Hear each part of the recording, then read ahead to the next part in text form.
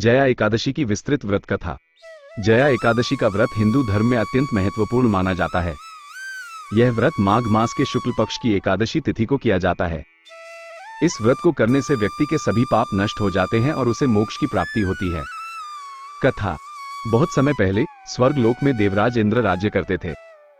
उनके राज्य में सभी देवता और अप्सराएं आनंद पूर्वक रहते थे। एक दिन इंद्र ने एक सभा का आयोजन किया जिसमें सभी गंधर्व और अप्सराएं भी आए थे।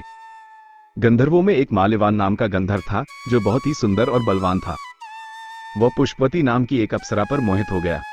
पुष्पवती भी माल्यवान को देखकर मोहित हो गई।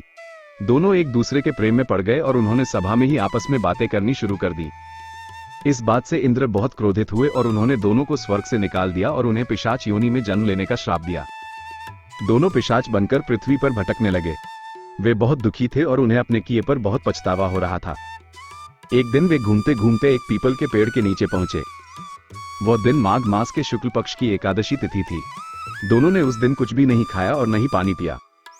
वे पूरी रात जागते रहे और भगवान विष्णु का भजन करते रहे।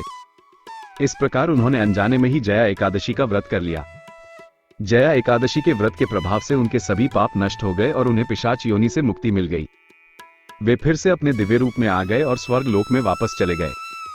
इस प्रकार जया एकादशी का व्रत करने से व्यक्ति के सभी पाप नष्ट हो जाते हैं और उसे मोक्ष की प्राप्ति होती है। विस्तृत कथा।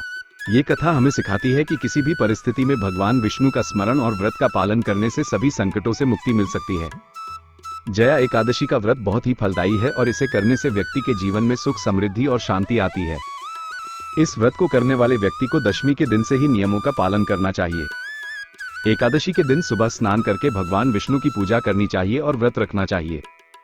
पूरे दिन भगवान विष्णु का भजन और कीर्तन करना चाहिए। रात्रि में जागरण करना चाहिए और द्वादशी के दिन व्रत का पारण करना चाहिए। जया एकादशी का व्रत करने से व्यक्ति के सभी पाप नष्ट हो जाते हैं और उसे मोक्ष की प्राप्ति होती है। ऐसी ही और जानकारी पाने के लिए हमारे चैनल आरपी धार्मिक गीत को सब्सक्राइब करें और वीडियो अच्छी लगी हो तो लाइक, कमेंट और शेयर करना न भूलें। जय श्री राम।